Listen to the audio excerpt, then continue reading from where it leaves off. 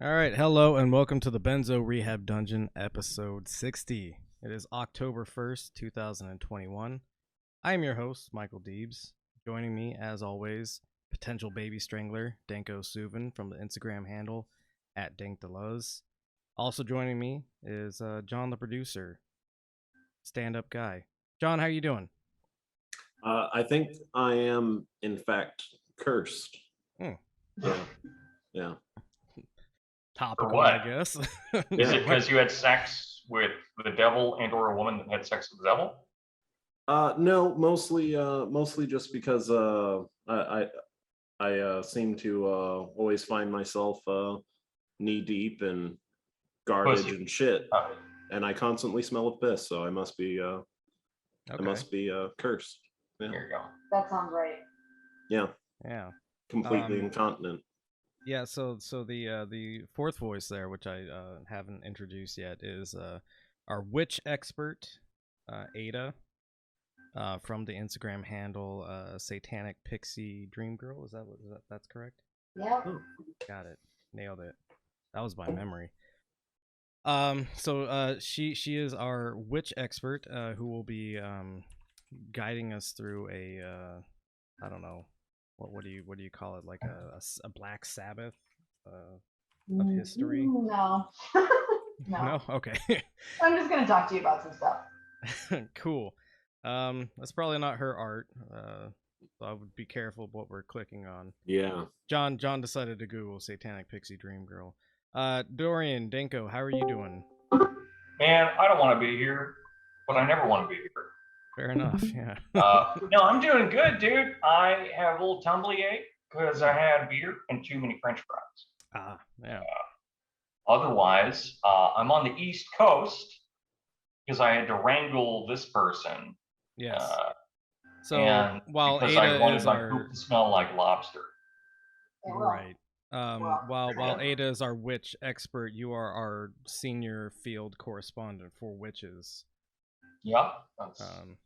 Some of this seems correct. I feel like I'm getting big, like, witch hunt vibes from this. Mm-hmm. Am I gonna get Not here? No. Not literally. There's gonna be way more in the comments, but. Oh, good. I love those. We're not gonna accuse you of like Russian conspiracy or anything. Okay. Cool. Mike, how are you? Have you been using any I don't know, like Stimulants. Abortion drugs recently? Oh, abortion drugs. Have you been putting a little bit too much time on your steaks? Tansy, mixed with Tansy. Have you? This seems Have you, Mike? like a series of questions I can't escape from. If I strapped some logs to you, would you float? It's How possible. about rocks? What if I tied your right hand to your left ankle and your left hand to your right ankle and threw you off of a boat? What do the words more weight mean to you? He's a witch. He's a witch. Yeah. All right, shut it down. John, shut it down. He's a witch. Okay. So yeah, the topic of tonight's discussion is witches. Which is? Which is is what? Which is, dude, come on, man. Don't do some Abbott and Costello who's on witches on first right now. Guess I'm gonna start working on a meme again. Yeah, please do.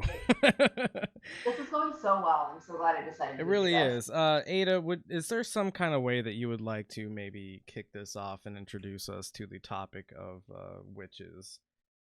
Sure. So my expertise is New England. Obviously, I live in Maine. I'm a New England bitch. Come find me, try to kill me. It's fine. It's impossible. Correct. I made a pact with Satan himself. Okay. You won't.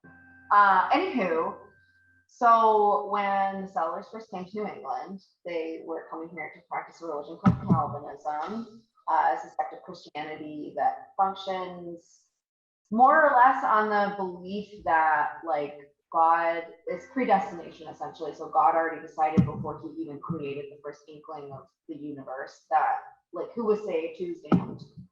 And so people were practicing this religion that hinged on predestination, which sowed a lot of paranoia. So it's like people were always looking for signs that if people were cursed or damned or whatever, and those signs typically were things like alcoholism, being disabled, being poor.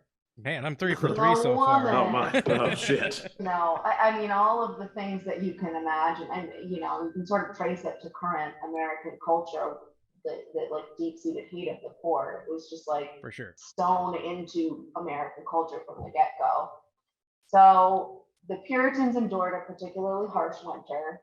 They were in a new place. They were fucking scared of the woods. They were scared of the indigenous people. And so they were having low food supply.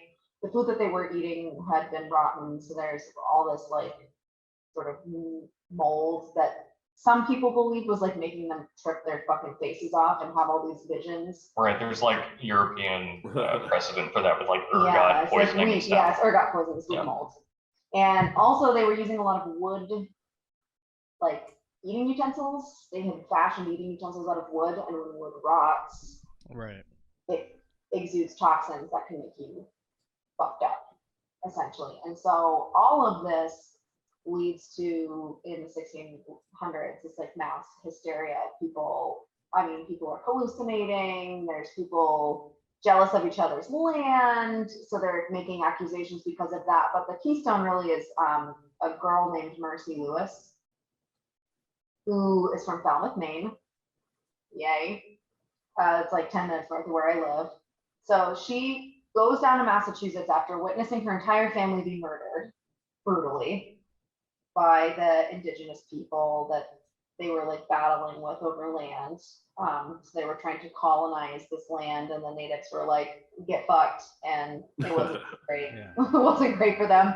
And so she's severely traumatized, goes to live with some relative who was definitely like molesting her. Like there's no fucking way he wasn't. He was like this weird old man she like went to live with. There was some shit going down.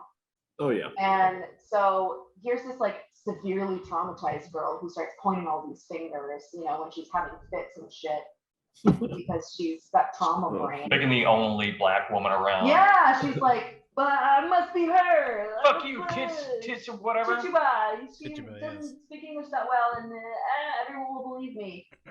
So she blames Chichiba, and that is like the spark of the witch hysteria in Salem. And then, as you all know, it all was downhill from there, and a bunch of crazy shit happened. But there's also figures like Cotton Mather who are publishing things like Wonders of the Invisible World, talking about how to spot a witch, and things like spectral evidence, which is like the fucking craziest part of it to me is like, if you close your eyes and you imagine that there's a witch around you, there's a witch. It's like totally fucking bananas. But that is like the beginning of it, and that's like the bullet points. Right. Yeah. So I think it's one of the things that you pointed out was that we've got these early colonizers and they're practicing Calvinism specifically, and a lot of what gets taught in schools is that early settlers were coming over here to escape like religious persecution, so to speak. And really what they were doing is they were like the most extreme religious elements Oh yeah. that were coming over here. Well, they got kicked practice. out of like four other countries, didn't they? Yeah, they were struggling in Europe because they were so extreme that everyone's like, dude, you need to fucking chill out. And they're like, all right, we're gonna go to America. Well, it's like in the U.S. where people are talking about like religious persecution because they're the most like religiously fervent and bizarre. Of course. And so everyone's just like, hey, chill out. Because, this this is stuff that before this, I mean, it's the first in the US ultimately, but this is something that's been going on for, maybe 700 years. Like we have the Torshäcker massacres, we have Moravia, we have all sorts of different slaughterings of witches and all of these different accusations that occur. And yeah. Salem isn't even like the first occurrence of witch trials in the Oh no, it was the happening in Europe. Well, Hundreds no, of I years mean before. not even the first case in America. There's actually a What was the first case in America? It was someplace in Connecticut. I did some extra reading on this because I'm like that, but there were actually, so the Salem witch trials happened in like 1692, I believe, is when they started. Yeah, 1692 is when they started. Yeah, they went and there were some trials in Connecticut in like the 1640s, late 1640s or something like that. So this is actually a practice that starts over in England in like the early 1600s. Obviously, it bleeds over into the Americas. This is something that begins. I mean, if we don't want to be like total fucking nerds about it and say that it started in like 500 BCE. Well, yeah, right. It ultimately, these probably started in like 1480s in the Tudor period. Yeah, well, in Germany. So a lot of Cotton Mather's belief system was based on the Malleus Maleficarum, which was published in the late 1400s in Germany by Kramer and Sprenger in Speyer, Germany. And the largest witch burning in history happened in Würzburg, Germany. So. Right, and that's kind of where it spreads to the Americas from is King James I is in Denmark and witnesses witch trials, and he's like, oh fuck, witches are a problem. Goes back to Scotland. He's the one that writes the Malleus Maleficarum, correct? No. Kramer and Sprenger. They were two German guys. And Kramer's story is hysterical. It's extremely. No. King James writes demonology. That's right. Demonology is King James, yeah. Right. So he kind of brings it into England in that way, and then it spreads from England to the Americas by way of colonization.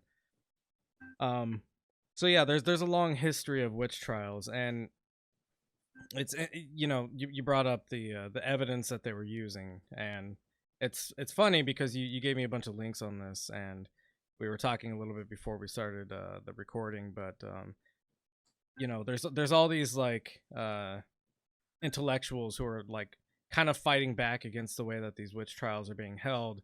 And it's not because it's like, oh dude, what you're doing is like horrible and abusive and like evil.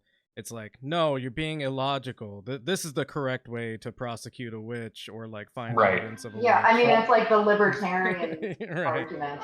Right, but also keeping in mind that like during the period of sorting all of this out in the States, we have like Hobbes's Leviathan gets published in 1651, and so now this is just a Calvin and Hobbes episode. But the predestination that's present inside of Calvinism is obviously extremely important, and we should probably get into that later. But one of the things that Hobbes ends up mentioning at some point is that even if witches don't exist, and he doesn't think that they do, they're still a useful thing to decide exists because it helps the social cohesion. So I think it would be safe to say, especially because most of the witch panic ends up coming actually from the literate classes, and then they end up using the illiterate classes in order to like actually get the shit done, that many of these people in fact knew that witches didn't exist at all and simply saw it as a way to keep order. Or even better, which is there's more historical precedent for this, but to simply steal other people's property or to take property from people that didn't deserve it, like women. Right? I would take this opportunity to talk about Rebecca Nurse, because Rebecca Nurse was one of the accused who was prosecuted and hanged. I think she was hanged anyway. So she was this woman. She was like a sweet old lady who everybody loved. She was adored by the community. She's a widower, right? Yeah. Or widow. She was a widow. Yeah. And she owned a beautiful estate, which you can visit in Danvers, Massachusetts. I once saw a hawk eviscerate a snake there. It was terrifying, and I was like, I need to leave this place. This is an omen. But and now she's a witch. All of that, then I became a witch. That's what did it. But all of that aside, she owned this beautiful estate, and a lot of people didn't believe that she should be able to own that property simply because her husband died. And so one thing leads to another, and she gets accused of witchcraft. So she goes from being, a beloved member of the community to an accused witch. And it's all essentially because people wanted to have a bidding war over her land. So, and that's common. And I think Giles Corey as well was. I think so. So his wife, he didn't like his wife. His wife was accused. He didn't do anything to help her. He was just sort of like this nagging bitch, whatever. She gone. And then the tables turned on him, and he ended up getting pressed to death. And some people will argue it's because like he didn't fight it because he felt guilt over the way that he treated his wife. But I just think he was an asshole. Right. And he was an alcoholic, and he was like, fuck it. Personally, but that was very common through line in the Salem witch trials, and witch trials beyond that as well. But yeah, no, I think that's actually like the prime reason for it ultimately is seizure of land. Oh, I don't know about that. I think it's hate of women. Well, no, but I think the reason that hate of women and that desire to control them has to do with the guild system and like the 1500s ultimately, and producing a hatred towards women because they want to like manage their capital. Yeah, I mean, if you control women, you control society. And right. Especially after like the Black Plague comes through, and suddenly you have a drop in population, so you need to increase population, so you need to force female labor to do no labor. And there's a shift from like feudalism to capitalism. I mean, it's what Federici wrote about in Robin and the Wit. But keeping in mind that one good, I think, argument for this being about the movement of like large amounts of pre-existing capital would be that, so the Salem trials happen in 1692 or start.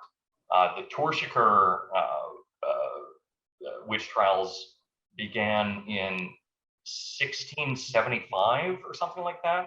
And 19 people, I think, died in the Salem witch trials, whereas in 75 people died in Torchiker. And so we're talking about like a very limited space of time between them, and we're talking about significantly more dying in mainland Europe. And I would say that one of the reasons for that, and that's like 70 people in a single day. Yeah. And 65 of them were women, so like definitely has to do with women. But I would say that because of the fact that they had like a more stabilized economy and more people had money that people wanted to move around, it's going to be a lot more fertile there. That and probably population. Well, it was also, the witch trials themselves were a business. Absolutely. Matthew Hopkins back in England, was running around making shitloads of money off of prosecuting witches. I'm sure. Yeah, and I was gonna say, I'm sure certain things happen similarly in the Americas. I didn't get it too much into Cotton Mather. Right. So was it like turning into a trade? Like was so people were apprenticing as witch prosecutors. Kind of, but it was like a freelance witch prosecutor thing too at certain points. So during the Tlia trials in like the late 1500s, there were like 1,000 dead, and like 30% of that is nobility. So like, which sounds like less than, but when we're talking about a space of like 10% nobility, like that's huge. This is why we gotta defend billionaires. Go ahead. Right. Sorry. But that was almost entirely about asset seizure. But one of the rules that was part of the Tuya trials was that, or not the rules, but like one of the things that would occur. Excuse me. And I dying from witches. Yeah, from curses. Cursed. Like I said, we're cursed. Did you drink something she gave you? Yes. Okay. A lot of it. But anyway, so in Tlia, they had essentially a deal going where when you accuse someone of being a witch and they were found as a witch, which is always, you end up getting some portion of their property. And so that became this ongoing thing, and the church would give you a bounty on top of that. Yeah. And so one day what ended up happening is the church, I forget exactly when, I feel like the Tlia trials went on for a long time, especially with how many dead there were, but they ended up saying, actually, we're not going to give a bounty for that anymore. And suddenly they stopped. They just stopped it. So Business you can dried still have up. acid seizure and stuff like that, but just removing the bounty caused them to like come to a grinding halt. Think Texas. Yeah, I was Right. going to Yeah, say, no, it I sounds. was going to eventually bring that up because Yeah, that's I mean, exactly it's the what's same happening. Shit. It's the same Yeah. shit, just in a different fucking cloak. Yep. You know. Yeah, no, I was going to say it sounds like the hellscape that I live in. Yeah, it's almost as if like every time there's a major pandemic and we need to force women to breed more, we try to enslave them with some kind of bounty system under capitalism. I mean, we have more Crazy than thought. 500,000 Americans to replace. You know. Yeah. I know. Those could have been good soldiers and or service workers. You know? I was just gonna say 500,000 waiters and soldiers. Yeah. All we have in this country. John, it actually falls to you, John, in this circumstance, since this is like a repetition of previous history. You now have to write rebuttals to the way that these anti-abortion laws are being enforced, but not in favor of the women, just in favor of like, dude, you're not being logical about this. Yeah. That's not feelings. Yeah, no, not feelings. Actually, I think somebody already has a lawsuit. I'm sure they do. But they are anti-abortion, but they're just suing because it's not logical to I'm anti-abortion, but it's not control women's bodies in this way. I think there's already a lawsuit. Somebody initiated. Tommy Loren got fired from the Blaze when she said she was pro-choice because she didn't believe that the government should be able to tell women what to do, which is ideologically consistent with libertarianism, but that's not what they wanted from her. Can you believe she existed at some one point? Like we've just totally forgotten that. I love to talk about this because I'm just like, this is what happens when you fucking align yourself with the oppressor and you're still a woman. Right. Like they're still gonna fire you when you are ideologically consistent in a way that they don't like. Yeah. So something that might be interesting to think about because you just brought in Texas, but you brought up Federici before, which is one of the main sources ultimately in my own knowing about the witch trials, and so I ended up hearing her give a brief talk about this a while back, but ultimately there's this interesting observation where capitalism, I think most of us agree here, not awesome. What do you mean? Hot take. I'm a reformist. I'm a reformist. But no, I'm a reformist. Yeah. So capitalism could be better. But one of the really interesting phenomena that you see is this explosion of these witch trials that really end up occurring during this transitional period between feudalism and capitalism, not necessarily in the pure version of either one, though there are accusations and versions of belief in either one pre and post. But one of the thoughts that I've heard her throw around is that we've moved into a micro-feudalism that we don't usually talk about here. So usually when we talk about contemporary feudalisms, we're talking about things like WeWork, right, or Amazon, or these company towns. But really, the micro-feudalism that I've heard her talk about is the production of the nuclear family, where you have this expectation where the woman breeds, the man works, the babies are made, and then that same thing repeats itself down the line. Trying to escape from the nuclear family is one of the things that contemporary American politics, or at least 90s to 2000s American politics, has been extremely concerned with, right? Managing that type of witch trial, which is why it's not actually, it may seem hyperbolic to some people to say that things like the abortion laws in Texas are witch trials, but they are literally the same thing on the guys. They're the descendant of, I mean, I hate to use this phrase because I hate that the descendant of the witches you're yeah, gonna burn. That use that, but I will not invoke that phrase. But it's true here. It's true. So can I'd like to add something about how Texas works, which, and of course, I want to hear about Texas, man. We're done. People correct me if I'm wrong. I'm not sure what kind of judge would take these court cases where you sue somebody for facilitating an abortion or whatever. But if it's a justice of the peace, which sure, the majority of our justices of the peace are have lawyer degrees. They went to law school, but it is not a requirement to have a law degree to be elected as a justice of the peace. Right. If you're rich, though, you can keep kicking it up. So I mean, you can what now? You can keep kicking it up if you're rich. Eventually you can be in the Supreme Court if you have the money to do it. I think they just have to, like here they just have to take like a semester of like law school. Like or like a class or two. Not if even you're like trying to get to the Supreme Court, you probably have to rape somebody too. I will just throw that out there. Yeah. That does seem like a requirement. Be ready for that, listeners. Well, that's also something that happens pretty frequently when it comes to cases that are trying to get to the Supreme Court, which is one reason that they surprise a lot of people, which is that not with surprise rape, no. Is there any other comment? No, well, yes, but no, I'm not going to do this. With a lot of Supreme Court cases, what actually occurs is there are lawyers that start cases at like lower courts and then fuck them up on purpose.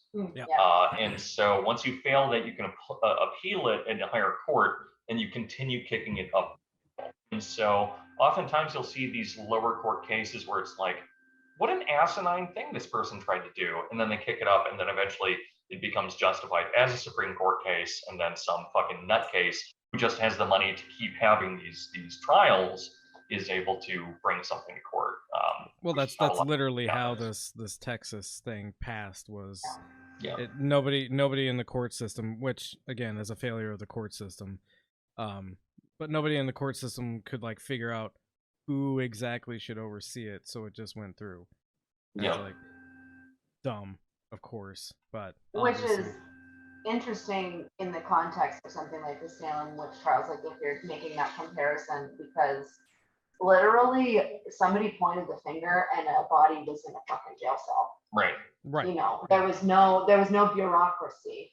There was like this board of magistrates, and a few of whom you can go to like their houses and in Salem, and you can go to like their graves and whatnot still, you know, who just oversaw all of this nonsense based on like weird doctrines that like Cotton Mather, who was a fucking insane person. Like he was a crazy man. Yeah. You know, I mean, he was just fully off his rocker. And a lot of people were like, that guy's just crazy. Yeah. But then suddenly, but he's spitting. Like, this motherfucker's spitting. You know, when he's talking about spectral evidence and writing fucking Wonders of the Invisible World. Yeah. Suddenly he had all this clout, and he was like doing all these weird experiments with like people's skulls and shit, and like.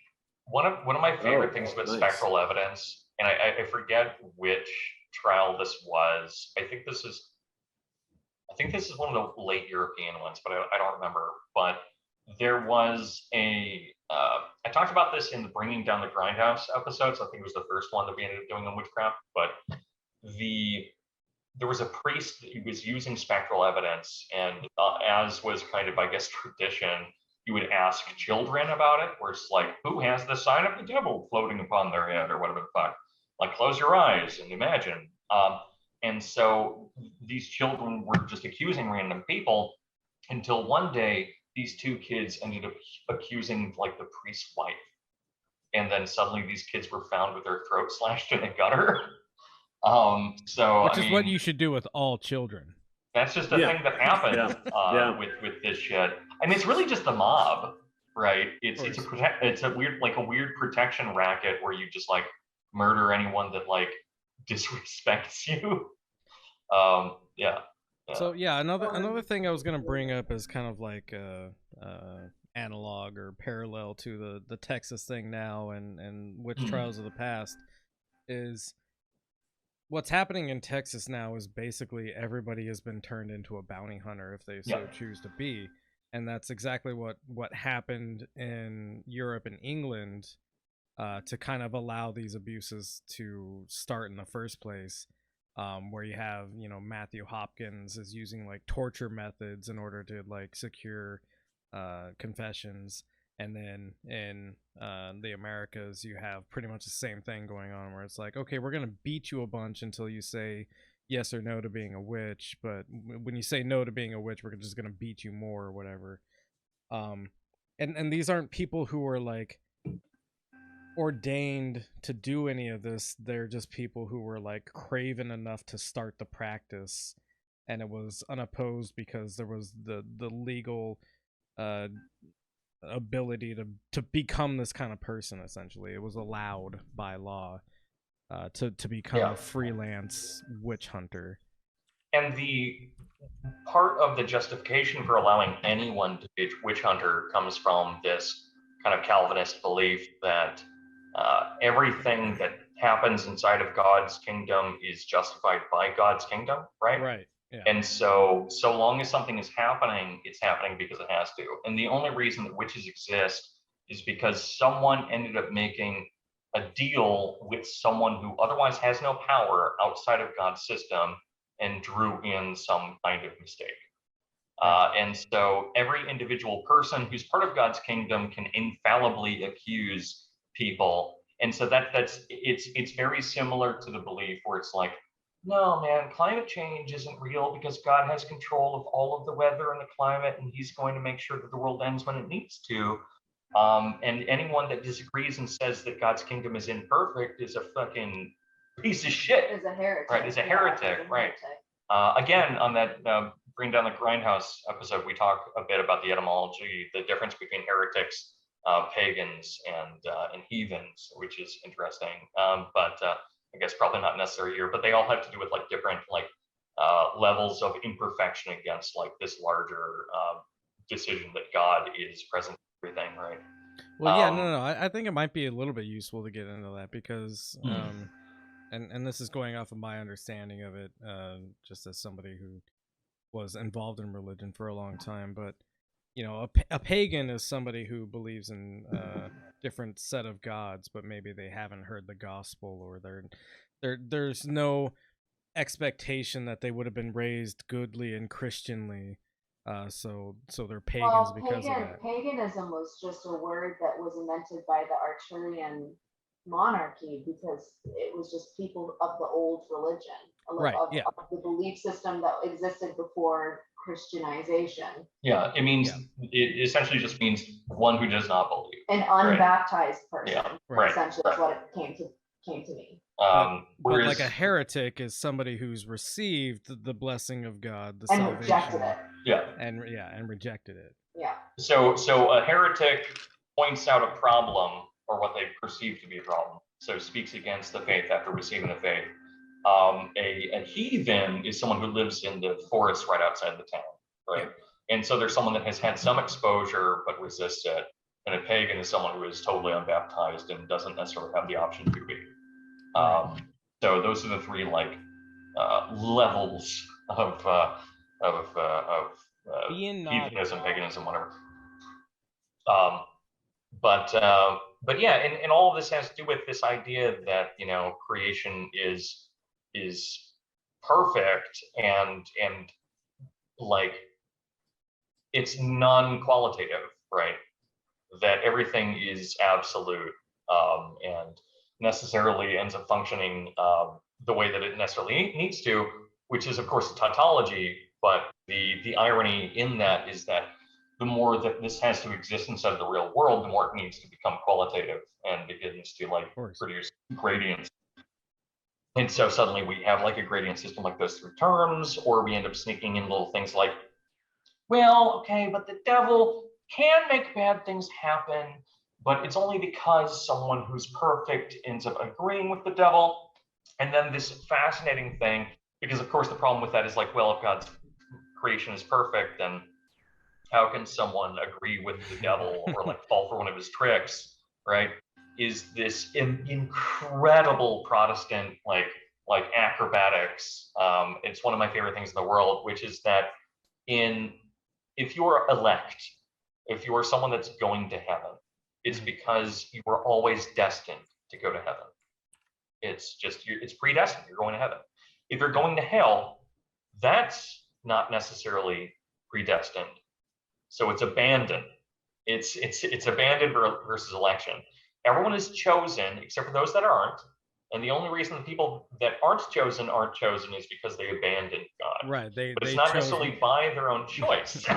It's this bizarre breakage. Right. Yeah. And it's really fantastic. There's actually like beautiful tracts written about this that like get so close to making sense of it. You're like, oh fuck, it almost seems right. But then you just realize, no, I just have like the I smoke too much weed brain loop thing going on right now.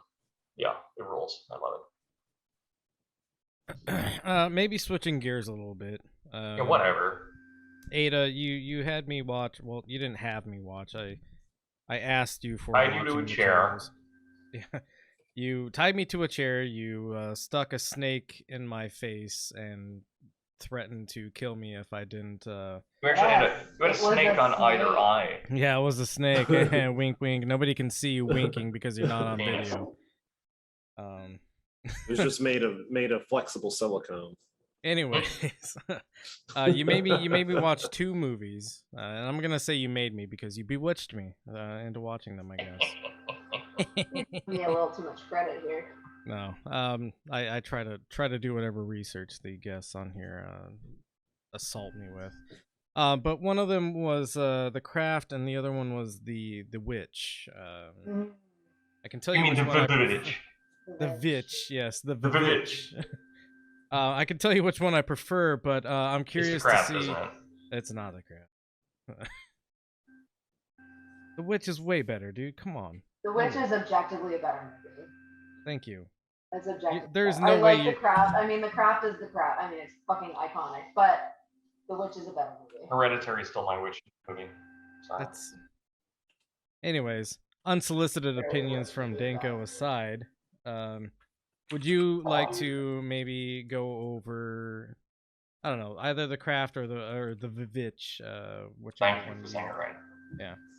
Oh, they're so different. So I had you watch The Witch because I think it's an interesting example of the like paranoia and like weird gaslighting that happened during that time Right. by women. And I was going to bring up earlier the text I had sent that was like the transcripts of the court cases where you have these women who are being interviewed and they're asked the same question again and again and again, and then suddenly they're like, yes, I'm a witch, or yes, she did do this to me, and it's like there's no context in the interview because you can't see like this person's being tortured, this person's being beaten, this person's being stripped naked and forced to do like God knows what.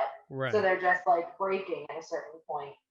And I feel like The Witch is a good example of that in a certain respect, where you have this girl who's sort of, you know, she just can't fucking win. She's used as a sexual object by her brother and also kind of by her father. She's viewed as a sexual competitor by her mother.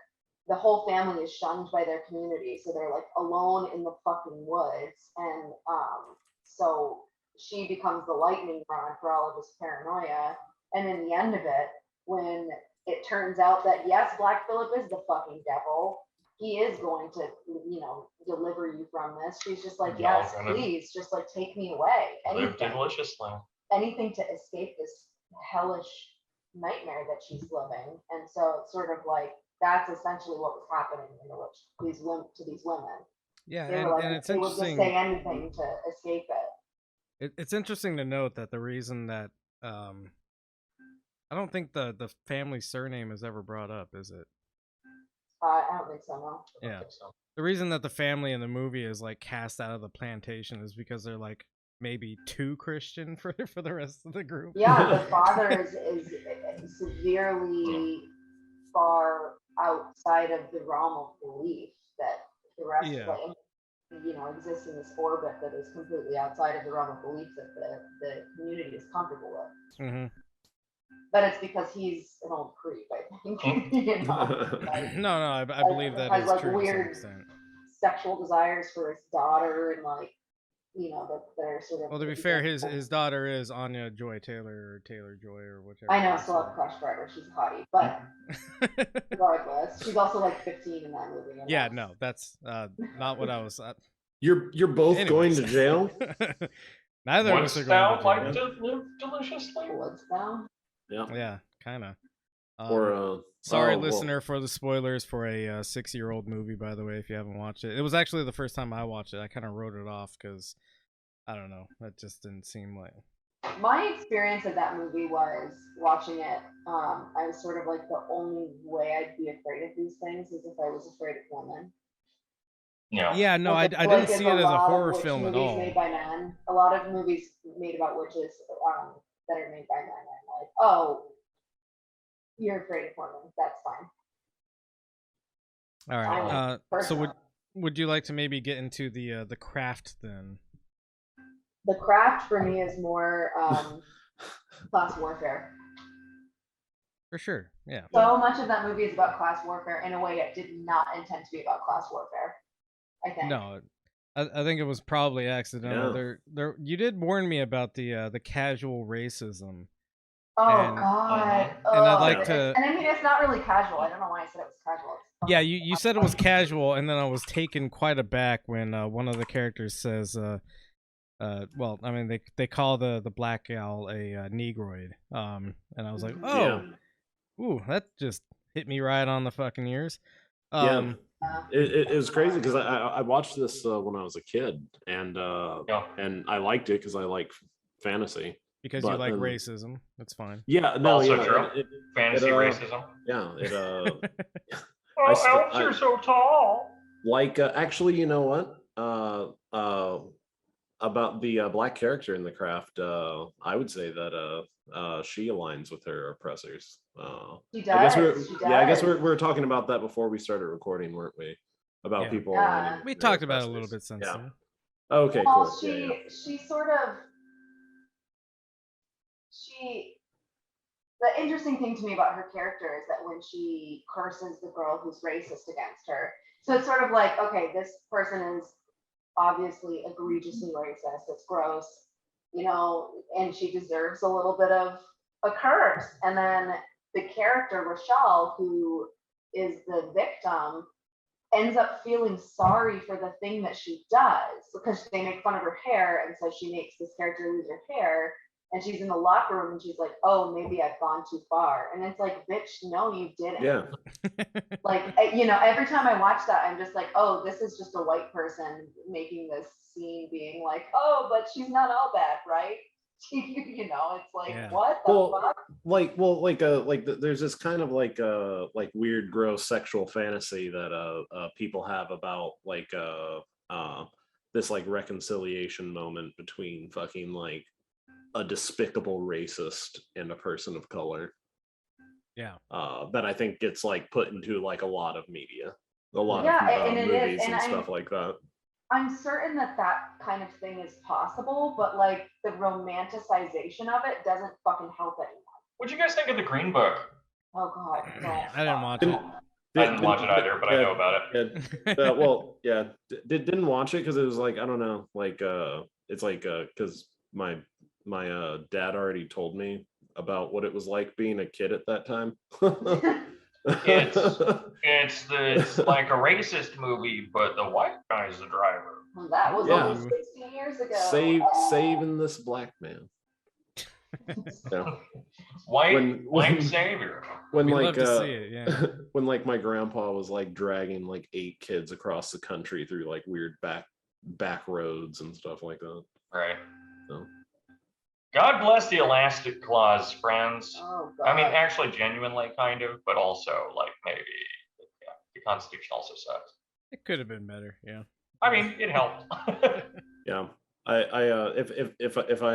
if I'm afraid that I'm going to be like ham-handedly pandered to, I don't know. Usually watch a movie Well, I think you're a beautiful man. till somebody tells me that it's actually Strong. maybe. What's up?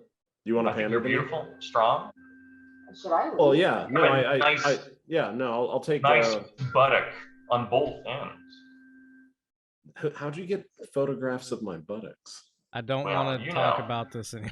Your only thing. Anyway, you're real bright. You're my very well buttocks- spoken. Oh, man. Or that was the one Oh. racist one. Oh no. Oh wow. You didn't want to be pandered to, Cancel. so I decided to pander. This was an experiment So on the subject of well-spoken, of pandering. Oh, Anyway, okay. back to the craft. Yeah. Yes, back to the craft. Not better. All right.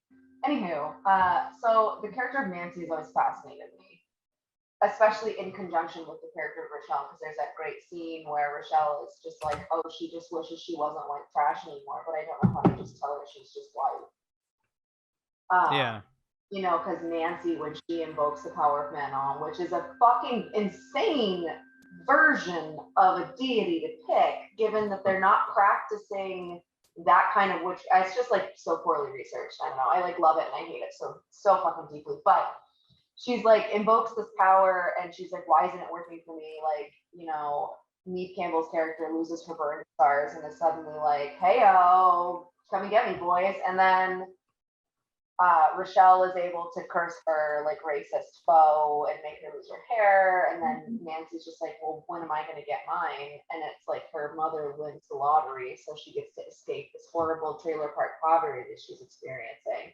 Right. But once she gets that thing, immediately, because they're poor people and they're dumb and don't know how to handle money, of course, you know, they're just spending money on dumb shit, and they buy this apartment that definitely, like, they win like 300 grand or something, and they're in this huge apartment. It's 175 grand. Yeah, it's like not enough money to subsidize the lifestyle that they immediately start living. So Right. like there's that mathematical error, but there's also like, I mean, it's just supposed to be an example of like, look at these dumb poor people and how dumb they are with their money as soon as they get it. Ha ha ha. And it's just like, when I say I don't think it was intentionally about class warfare, that's sort of what I'm talking about, is like the person who wrote and directed this movie obviously was like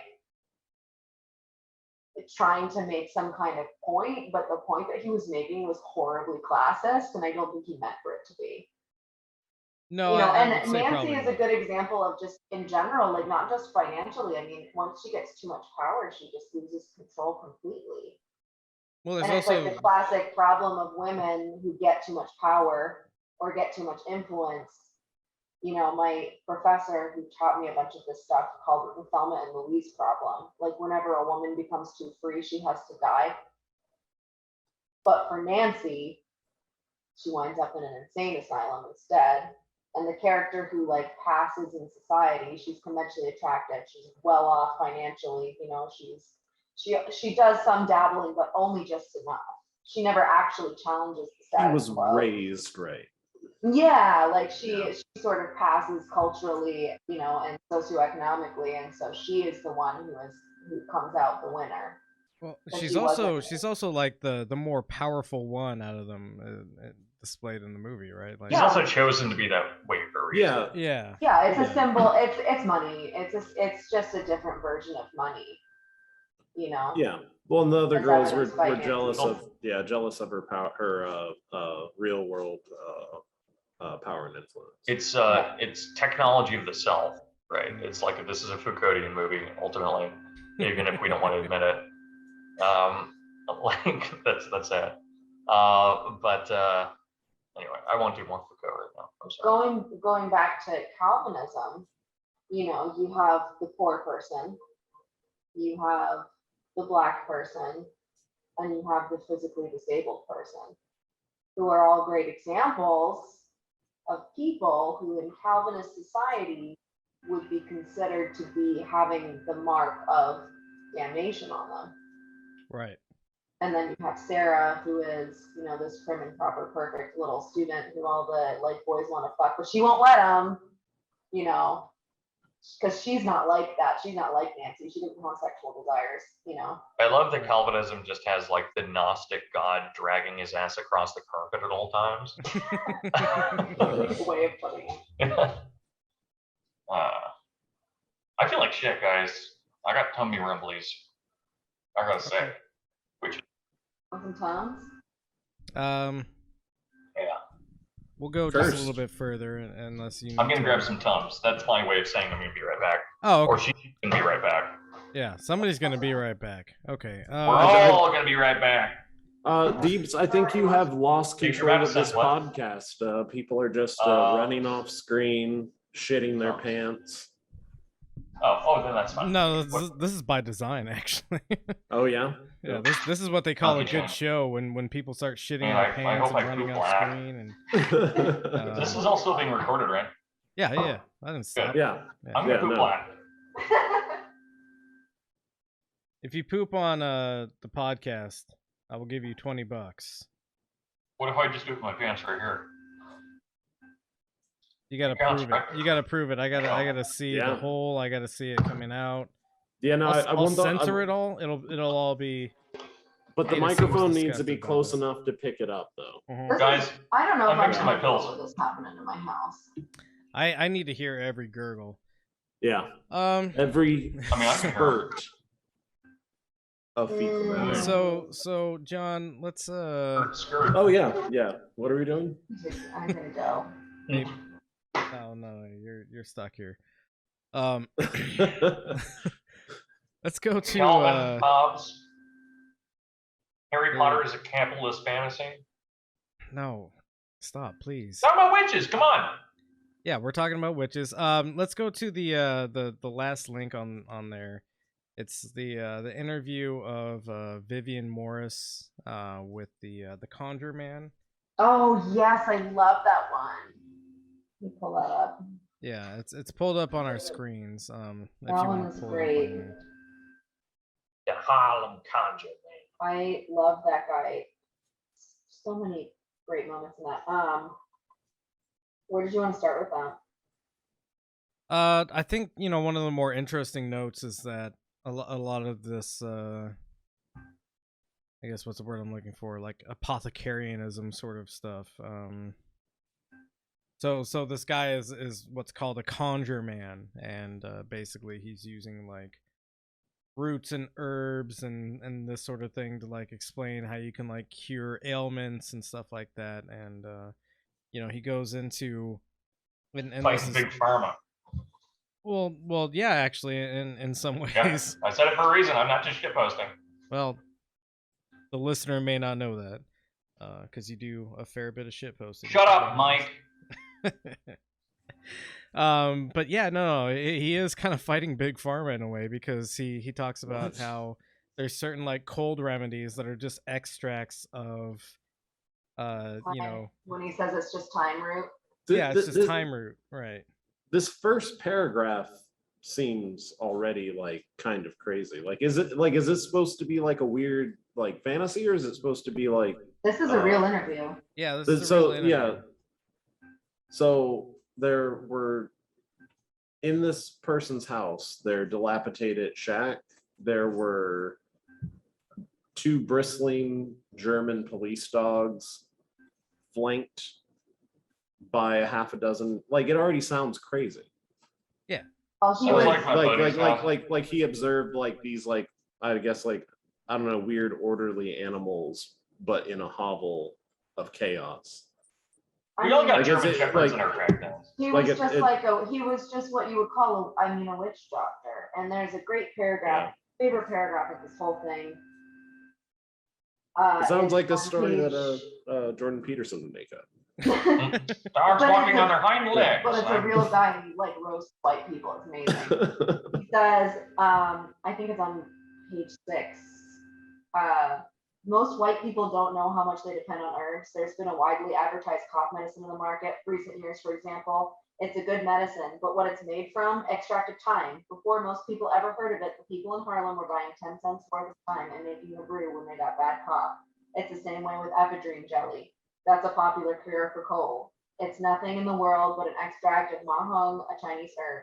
In Harlem, they've been using mahong ever since I can remember. You can pay a lot of money for a widely advertised tonic laxative. Most people around Harlem who know about herbs would tell you to get some dandelion root, rhubarb, secret bark, and a little mayapple root and make your own. 10 to 1, if you look at this homemade remedy, you feel much better. It's true about ephedrine. I've done it. So it's sort of like, this guy is just like, cornering the market on holistic health. This is just, he's like Herbalife. Oh, don't But- say that. But Jesus. like but not a pyramid scheme. Actually, but like actually, well, he's marketing it to people where he's just like, oh, white people just fucking will buy anything if you sell it to them, right? Right. You know, so he's like, I know all of this shit already. I can just market this the right way. Use the sense of witchcraft. And people will buy it. And that's sort of how I think we come to today, where you can go to Forever 21 and buy a witchcraft kit, right? It's like capitalism decided, well, we can't beat them, so we might as well exploit them. Yep. Well, I think there's also another element there that I think is worth exploring to some extent, where you have, you know, a lot of what was considered witchcraft in England and New England is, you know, these old folk remedies. You have women who their profession is like a healer or whatever being accused of witchcraft because they're not using like prayer to fix things. They're like, oh yeah, let me grab this old root, grind it up, boil it into a tea, and then give it to you. And I was wondering if maybe you could expand on like the old traditions of like healing women or healer men, and the accusation of witchcraft associated with that. Oh, Danko muted himself, so now we can't hear you. Yep. Another woman silenced. Another woman silenced by a man. Cis white man. Can you hear me now? Can't hear you now. Thank you. Yes. Classic. I always think about midwives. Yeah. When I think about that stuff, because it goes back to what Federici talked about with like controlling women, control society. If women are able to reproduce successfully without the aid of society at large, or without the aid of men specifically, right? I mean, obviously, it is what it is. You know, that's how we reproduce. But midwives were often accused of witchcraft. Right. Midwives and midwifery is still a stigmatized business, I think. No, I agree with you, because you know, I've got a friend of mine who, you know, she's currently raising a child right now, but she's decided that, you know, once that child is more independent, she would like to become a doula.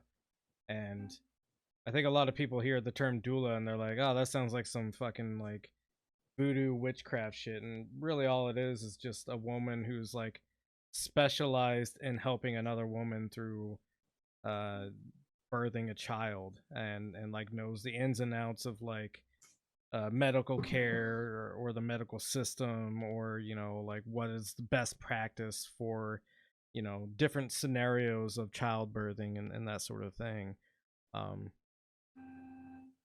So yeah, I agree with you completely that like midwifery is still like considered like, oh, you're a midwife, like what kind of like weird strange activities do you get up to in your off time, sort of stuff.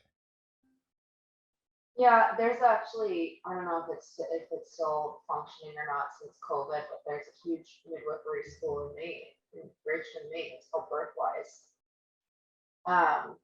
They train midwives and doulas here, which I feel like is such peak New England. But, you know, I mean, if women aren't dependent on a system that is run by men, how can we control them and control the means of production? Right. Because women are considered the means of production in this system. No, that is true. And that's why, as a Marxist, I seek to control the means of production. You and everybody else, buddy. You and everybody else. That's maybe a bad read of Marx. I don't know. I've never been able to read much. Let's see. Trying to think of other things that we could maybe bring up in this discussion. I think it's been pretty thorough and pretty good so far. Is there any particular points that you would like to bring up, Ada? Let me look at my notes. You can write. The links that I sent. Nobody here can write. She's the only Did literate any person. of you get a chance to look at the play Dark of the Moon? No, I did not. So that play is really interesting to me because it's more focuses on like a male witch.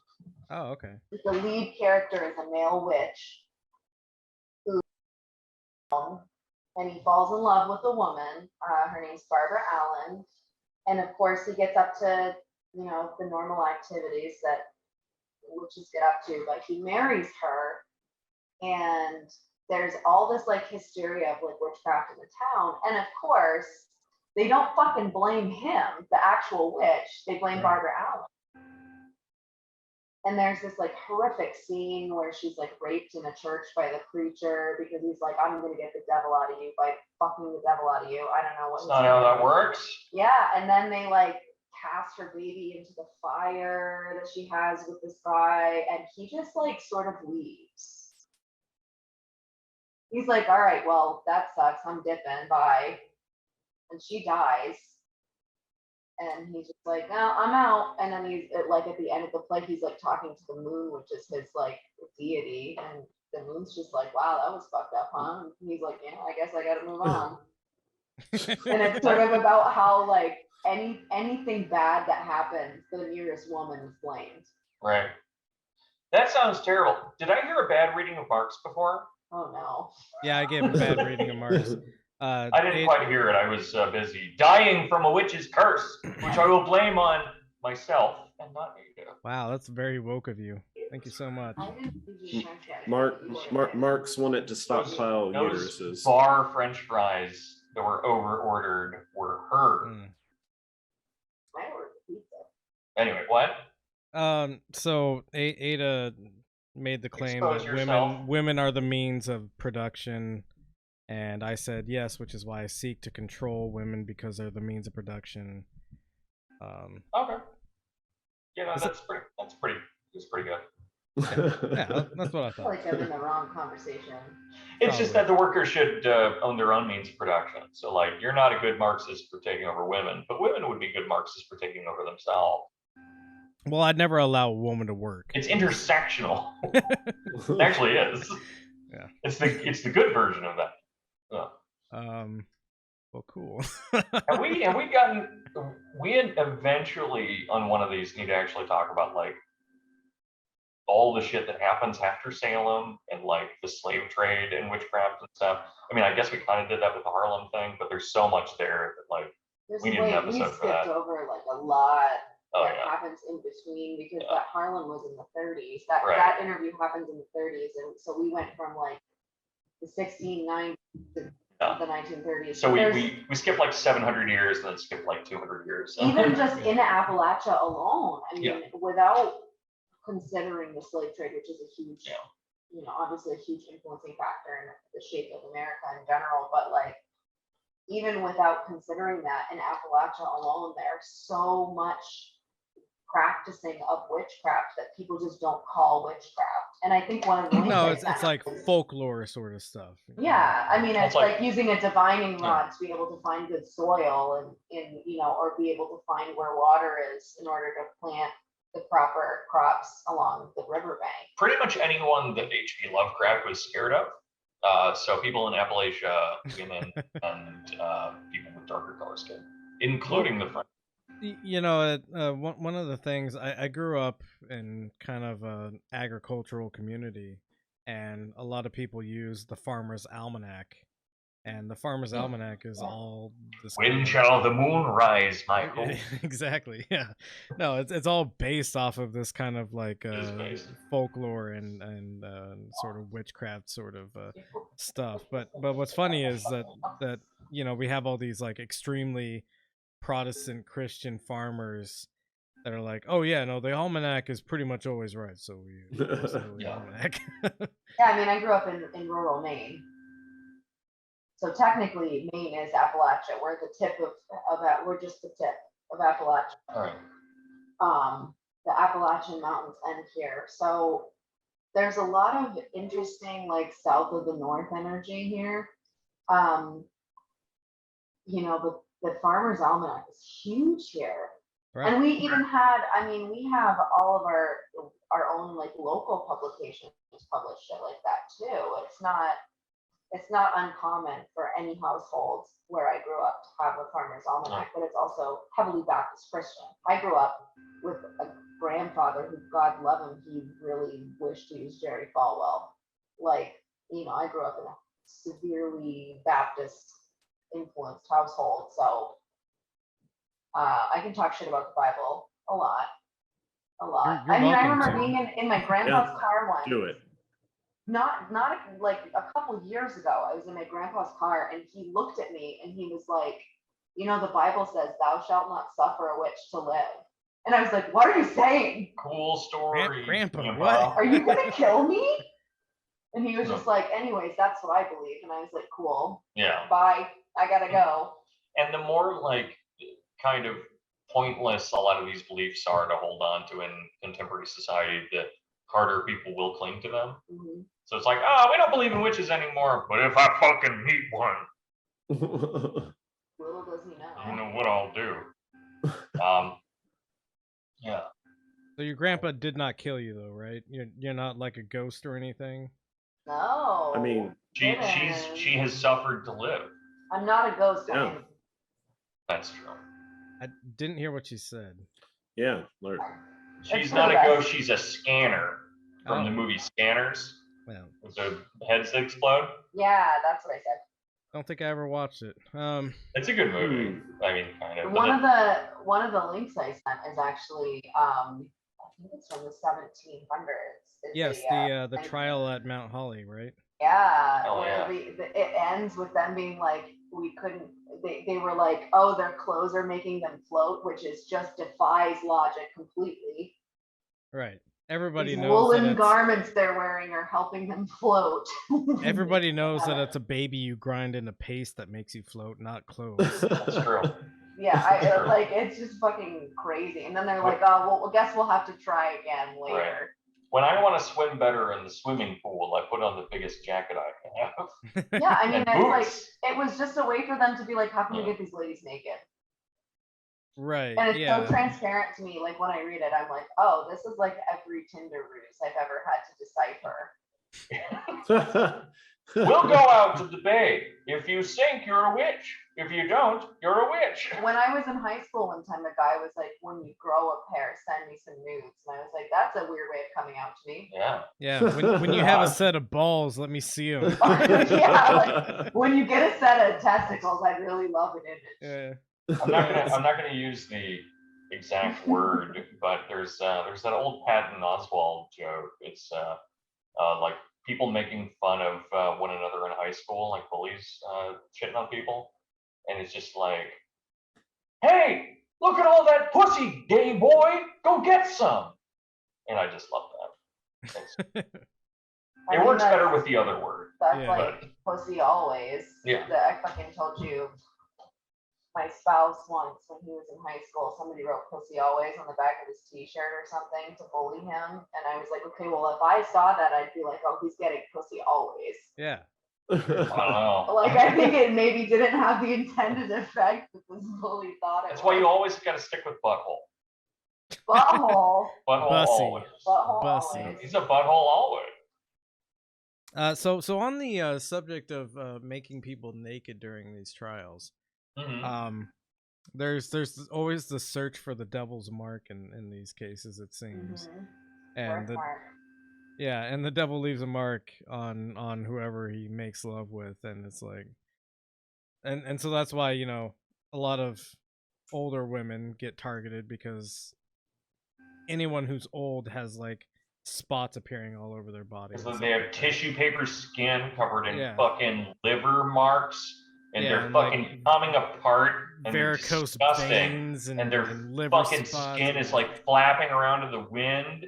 And I'm gonna leave if this continues.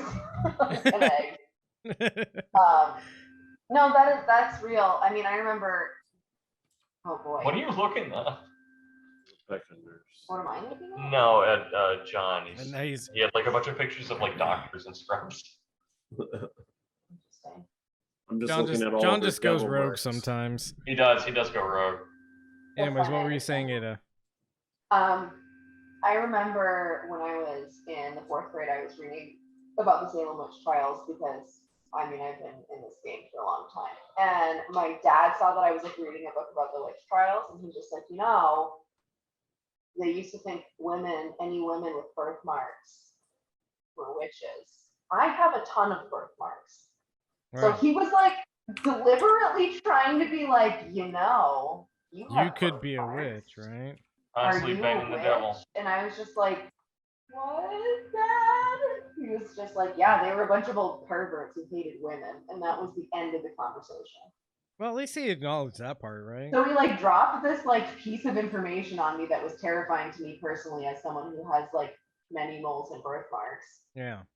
And then just pieced out of it with And no resolution. They're all caused by fucking goat people. I have a birthmark on my forearm. I don't know if it's showing up. Oh yeah, I can see that. Right there. So I am have I a a witch? Does birthmark. that make me a witch? Yeah, sure. One I question have at a a time. birthmark Bernie. on Mike's taint. Does that make me a witch or him? Did No. you put it there? Did you put it there after you made love to Mike as your seal? Maybe I was using a familiar. You Sounds know, like we the devil. told you about our I shouldn't fuck cats. we told you about our relationship in confidence, and I kind of feel Yeah. like it's fucked up to bring it up right now. Anyways, Ada, would you identify yourself as a witch? This is a yes or no question. Yeah. Okay, and when would you say your witchhood started? Oh, I was a child. Okay. I What used would to you- go into the woods and like gather herbs and shit and like keep them in jars in my bedroom. Oh, interesting. For Would you potions. be interested at all in like going into your own like personal story with witchhood, or is that too much? You can say No, no. I mean I can. It's like I said, when I was a little kid, I used to go, I would dry flowers, collect herbs, in the woods. I had a little book that was like told me what herbs were what. I would collect like indigenous to New England things in the woods, and I had little jars of them all in my room. I've always been very deeply connected to the earth and growing things, which is also often considered a sign of a witch because it's dependence on oneself as opposed to dependence on a community or a society or a social code. But as far as like my active practice now, I mean, I observe the wheel of the year, like the pagan wheel of the year. I don't practice like Starhawkian, like New Age Wicca. Although I don't have any derision towards that, that's just like someone's choice for what resonates with them, and I think that that's fine. That's just not me. I'm more of a solitary person. I'm a crazy plant lady. I have a lot of plants in my house. So for me, it's more like herbalism and things like that. But it just resonates also as like a loud, opinionated feminist bitch. You know, like it's just which I think is completely fair. Sitting beneath this reflexive Trinity cross, I have to say I don't approve of any of this. Yeah, I don't mean to make this about me. But you do need to make it about God. Yeah, I do need to make it about God at least. But Thank yeah, you. no, I think, you know, like in my own like personal faith and belief sets or whatever, one of my first what I'm looking, heresies against God maybe, was just like I grew up and I was very in tune with like going out into the woods and like being alone for long periods of time. And whenever I was out there, I never felt like, you know, praying to God or Jesus or anything like that. I always like respected the earth and respected, you know, the cycle of night and day sort of stuff. And you know, again, not saying I'm a witch or anything like that, but I do understand like that earthly connection and the importance of it. And I think it's interesting and good to explore that. Yeah, I mean, there's like the intimacy of the self in the woods, and I think for women especially, I often talk about how growing up in rural Maine was like a really magical time to be like a teenage girl because uh, that time period has historically been written about as like the time in which women have this like magical experience. Like all the old folklore about women seeing unicorns when they were like 13 or 14 when they're young maids and stuff like that. There's like this beautiful relationship that you form with nature. And even in like witch lore, there's the mother, the maiden, and the crone. And I think that All three witches. What I'm saying is, when I was a young man, We're I all fucked a altered, goat in the though. woods, and I'm wondering if that makes me a witch. no, that just Oh, makes okay. you a pervert. Was it Shub? I'm not allowed to say the rest of the name apparently. Shub inward-ath. With her 1,000 young. Ada is so disappointed in us right now. Yeah. Well, You first off, better- I would like to say that the I didn't fuck the goat as much as the goat fucked me. There you go. There you go. that sounds like a goat. I mean, goats are they don't give Yeah. a fuck about. They give a fuck. Have you all seen They that are, guy on you know what I'm TikTok? saying. His name is like Twink Brad on TikTok, and he's like, "Oh, I was so embarrassed the other day. I was at swimming practice and I had a hard on, and I told my coach I didn't want to swim the backstroke, but my coach made me swim the backstroke. He's like, "Oh, Brad, you got a fucking hard on. Why do you have a hard on right now, Brad?" And what I'm trying to say is that's what happened between me and the goat. Yeah, this is the guy. Yeah. We can Well, watch were one of you his the videos. swim Let's coach, go or ahead were and watch you one the of his goat? videos. I think it makes him the just guy. swimming on his back. Yeah, I'm so confused about that. How the relevance of that story, but it's fine. Reverse prone bone. Called missionary. Right. Look up Twink Brad TikTok. Okay, yeah. Well, it should be. Have we really become a podcast that just plays TikTok? I was just gonna say, are we? I feel Is like that really what we're doing? This is. Well, it might By be the way, what we're I doing love right the now. idea of like little Ada running through the woods, like smeared in mud, with like fucking "I'm not okay." That was me. Blasting in the background. No, I know it. I that know it me. was you. That's why I think was it's so in funny. The woods, listening to "Creatures for Sweet Revenge" by My Chemical Romance. Oh hell yeah! Wearing a T-shirt that said "Blame My Parents." Yeah. And You're just free bleeding in the park. just fucking like having my first menstrual experience and meeting a unicorn. Yes. Oh man, to be a woman. Yeah. I would trade all of them. Never mind. I'm not gonna. Yeah, I would trade all of my male privilege just to be a woman. Oh no, that's my joke was, believe it or not, gonna be worse. I would trade the world being built around me in order to be free bleeding in the woods, listening to My Chemical Romance. Yeah. I mean, all I have to do is remove a pound of flesh. I often say that women are the luckiest sex, and I don't stand by it, but I do say it a lot. The fairest, the luckiest, Mm-hmm. the most domineering. I am very hot and my orgasms are very intense. So, Yeah. that would spell, I guess, world. I don't know how to come, No, that's like up to most you. women. I don't even know what half of those words mean. So The female orgasm, now that's a mystery. Again, just imagine the Calvinist like floor with the Gnostic god free bleed dragging himself across the earth. Now that's witchcraft. I feel like it's worth it to mention like a that, fucking dog Puritans- dragging its free bleeding ass across the You floor know of that humanity. that's a thing, like, Yeah, I know. right. That's why it's so funny. Okay, well, But with a lion serpent sun head and like the free bleeding aside, I Mm-hmm. do want to mention that the Puritans are often viewed as this like sexless society. No, they're fucking Untrue. weirdo There was creeps. actually you like had to fuck. they had like all kinds of smut, Mm. like all kinds of like erotica that you can find online. It's fucking amazing. Yeah. And they also had like doctrines that said if you didn't fuck your wife well enough, like you were failing in the eyes of God. Yeah. God bless. And if that's not a vibe, Yeah, I mean, it's like what I used to say back in the dark ages before gay marriage was legal, that the only reason that right wingers wanted to keep it illegal was so that they could still feel naughty when they fuck their Oh, like, yeah, straight for sure. boys, you know. So Oh, like Jerry Falwell Jr. Yeah. hiring his schoolboy to fuck his wife. oh, so good. That's It- great. That was one of the most incredible things I learned. I love the The idea more of you accept a fetish, Falwell's- the less fetishized it becomes, right? Right, exactly. I love the idea of his wife paying the pool boy to fuck Jerry Falwell. Oh boy. That's a beautiful image to me. Like consensual. It's not like a weird thing. He like just walks into the room and he's like this lithe young man. Jerry Falwell's skin is like coming off his face. He's just spread eagle on the bed. It's Whitening just himself. It's such a fucking cliche. That's the thing that annoyed me about it the most. Was I was just like, like, oh my god. Is You Jerry couldn't do Falwell? anything more creative than your fucking pool boy, you clown.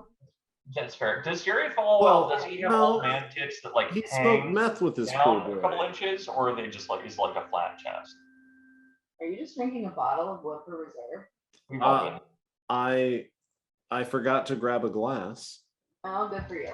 We don't And judge John. I don't for just his walk off alcoholism. camera. Juan, about to. I had to poop I wasn't gonna out you, but Shit. for my bottling needs. the bathroom is right off the kitchen. So. Yes. Danko, what Hoping was you'd hear me. your question again? Oh yeah, Jerry Falwell's tits. Oh yeah, Are no, they- he's flat Do they chested. hang down a bit, or are they just like flat?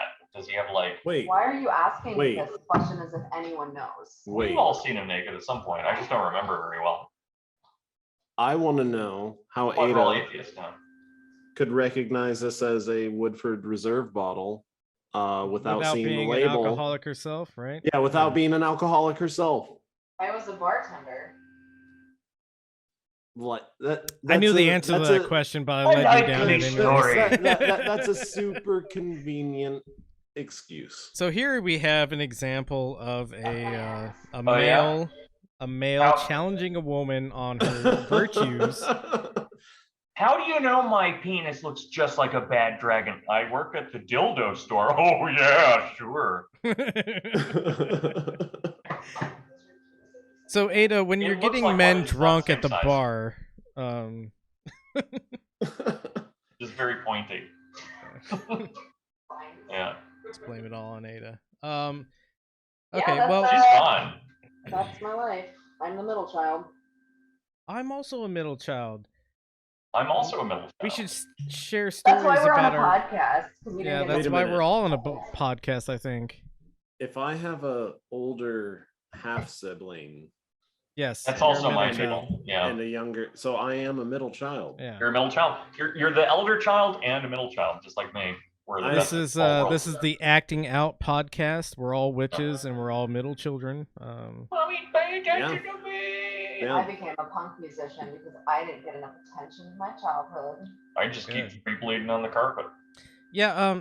Before we go, which I think we're maybe at the point where we should be going. Inshallah. Inshallah. Uh, Ada, would you like to plug your music? You oh, make God. music. No, Oh, is that don't. tacky? No, it's No, not I tacky at plug all. It's things not every tacky at time all. here. You I've actually listened to your music and enjoyed it, and that's not something that happens very Yeah, often. you keep stealing it, I hear. Yeah, you keep listening to it on incognito. You Son of a podcast bitch. I keep It's meaning $1, to pay just for it. buy it. Every night I walk into the room here, she punches me in the face once and says that's for Mike. And I'm like, okay. I'm running out of teeth. I stand up on a chair and I punch you Yeah, in the face. She still reaches up. To 45-degree angle. to put this out there, your band is Adult Girl, correct? Adult girl. Spelled in a very fun way.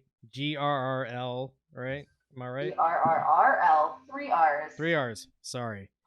Three R's for and then Sweet you also Revenge. have a solo project that you worked on, which Adult Girl is great, but I think your solo project is more artistic. I like it more personally, and, Well, and I've that's- been stealing it using incognito. There's only one song, babe. Yeah, but no, it's like a really good One song song. though, is what I'm saying. The reason Anyways. it's only one song is because we decided to record using a reel-to-reel, like straight-to-tape recording system, and my drummer was like, "We gotta do this. It's gonna be great." And then we got one song done in like 8 hours. And now It's you're a the nightmare. mountain goats. Yeah. Yeah. Right. Except You just have to make 700 of those. Except my lyrics are better. Oh, no, they're not! They are. Better than John Darnielle. You're off the pod. They are. But not forever. I don't actually feel that way. That's not true. I'm just being shitty. We're going to bring Anarcho Goth on next to talk about horror movies and take everything that Ada said back. Okay. Yeah, I'm down with Invite that. it on? About horror movies. Yeah. Oh yeah. Oh, should we just start being more toxic towards our guest and just like giving Yeah, like, that's the plan. like We have to antithetical bring up like more experts? conflicts so that we can Yeah. have an excuse to bring on other guests, so we can have more Yeah. conflicts to bring on more Yeah. guests. So then are the guests going to have to fight each other? Yeah, I mean, Eventually, ideally, one day. Anarcho Goth and you end up fighting at some point. Oh, they'll over, win. They'll yeah, win. Competition stresses me out. Yeah, I mean, they're a cutie. But yeah, they'll just you two will fight over mountain goats, and we'll like laugh and cheer, and like no children will play in the background. It'll be hot. What This I'm is like imagining. this is like way too close to like a Coyote Ugly bar. Like No. What I'm imagining is an That's octagon 570. and a sharpened stick in the middle of the octagon, and we've got them locked up, and then we release the cages at the same time, and whatever happens. My version of that is Oh, you yeah. take a pool cue and you kind of break it, right? You kind of break it and you throw it in the middle, so that there's a chance for two weapons to appear. Yeah. Maybe one person will have both weapons. Right. Maybe one person will have a weapon that breaks, and the other person get a weapon. It's real fair. Maybe both will get it. It really throws a lot of variables. I grew up in such a conflict-driven household that I'd probably be like, just take it and you can kill me. It's fine. It's okay. Whatever. Sure. oh And wow. then I would simply die. Well, Tom, Yeah. you know what to do. So When that's you how come that's on. the story Yeah. ends. Yeah, you shouldn't have given that away. No, let them kill me. No. It's fine. They're gonna come on and be like, I love Appalachian Goth also, and John Darnielle's my dad. I've been asking Brian to kill me for months. I just can't bring myself to it. Well, Well, that's a great way to end this. God this is bless. a fruitless scam for me. Suicide pact. Ada, thank you so much for your time today, and also the run through and education on witches and witchcraft. Kind of a basic overview, but great nonetheless. And I enjoyed the reading assignments and viewing assignments you gave me. So thank you very much for that. Danko, do you have anything to pitch? October 9th, the workshop comes back. That's at 11 a.m. PST. We will be beginning rather than a quarter-long seminar, a semester-long seminar. So that's 16 weeks. We will have a little break in there for the holidays. And we're going to be we're going to be focusing on correlative. So a lot of William Carlos Williams, a lot of Eliot, a lot of Pound, and of course a lot of theory. A lot of Pound, huh? A lot of Pound. Oh no! We're gonna taking see all you those. to Ezra Pound Town, am I right? We're going to see all them white little pedal faces on the black bow. You know what I'm saying? Anyway, so so that's happening on October 9th is when that begins. You can go over to the Patreon, patreon.com/Truncata, TRUNCATA. And if you can't afford it, if you don't want to pay, if you have any issues, just send me a message on my Instagram, instagram.com/DankDelez. You probably already know, and I will just let you in. Don't worry about it. You can also send a message to me, and Also true. I'll connect you. So Mike comes to 85% of these, so he can probably hook you up. I only missed one actually. I think you missed two, but it might be 90% in that case. And it's only because I was working. I resent you deeply for. Well, no, one was when you were working, and one was your. I slept in. Yeah, I slept in. Yeah, you're right. I feel a lot of resentment for both of those. Yeah, good. But no, so Mike is there for most all of them, so he can help you out and let you in. But we're also donating all of this last month's money to a social justice charity in place of like a Kickstarter. A friend of ours ended up passing away again because friends of ours seem to do that for some reason. But their survivors have requested that we give money to this. I think it's the EJI, the Equal Justice Initiative, or something like that. Anyway, I have posts about that on the Patreon. So if you are part of it, that's where your money's going. Otherwise, I would suggest that people donate to that if you have free money. It is a really good charity. It has like really, really good ratings. It uses, I think, 98% of the money that they get for non-overhead. So it actually all goes towards what it needs to go towards. So yeah, that's all the updates. Cool. John, do you have anything to pitch? No. Cool. That's fine. I have an update. Oh. What? I won't be here the week of the 11th. Because you're quitting. Well, I mean, The I 2 will weeks quit. notice should not happen on air. Just so. Oh no. Well, you know, this is for my safety and yours. Oh, that seems like a threat at that point. But no, I'm gonna go be a witch in the woods in Colorado. Oh, Hell okay, yeah. wonderful. Yeah. Fucking get All right, well, Oh. I will be running the show on the 11th then. I do have one more thing. I think it's the 14th. I think it's the week of the 11th. But Oh no, it's the 15th. the 15th. Be Okay. running it. Yeah. Oh yeah. Eesh. My last thing, I mentioned it during this pod, but if you are interested in more stuff, I don't want to throw them under the bus by doing another one of these, but not giving them credit for doing the first one. But Bring Down the Grindhouse, awesome podcast. I did 2 of those with them a couple months ago, talking about witchcraft. They're pretty solid episodes, especially the first one. So if you want to go check them out, I would suggest that as well. Yeah, for sure. Friends of the Dungeon. Yes. I can. They have a lot of projects going I'll on. link It's it good. in the description of this this episode for more witch related things. Which what? Oh my god. We're not stop. doing the Abbott and Costello thing. Fucking Christ. Abbott and Consuelo. Yeah. what? Abuelita and Consuelo I will love not that. come up They're on they're this all giving you like podcast. different kinds of hot chocolate. You're stressing out my cat. Apparently, I am stressing out the cat. Well, everyone, thank you so much for listening thus far. Please take your medicine. Please take mine too. And make sure to save some for your friends. Hi, Michael Deebs here, with no gun pointed at my head. Please know that all content created for the Benzo Rehab Dungeon is and always will be freely available. However, if you would like to support this creation of content, we here at Camp Benzo would appreciate it, as the production itself is not free of cost. Anything donated will go to covering the various subscription fees maintained for content production or improving and expanding the content produced. If you are able to, please head on over to patreon.com/BenzoRehabDungeon. We also have shirts for sale on Teespring, all priced as low as we can get them without turning much or any profit. They are mostly so that you can show your loved ones that a necessary intervention may be on the horizon. Links to the merchandise storefront and our various social media profiles can be found on our link tree, which is the word link tr.ee/BenzoRehabDungeon. As always, we love you.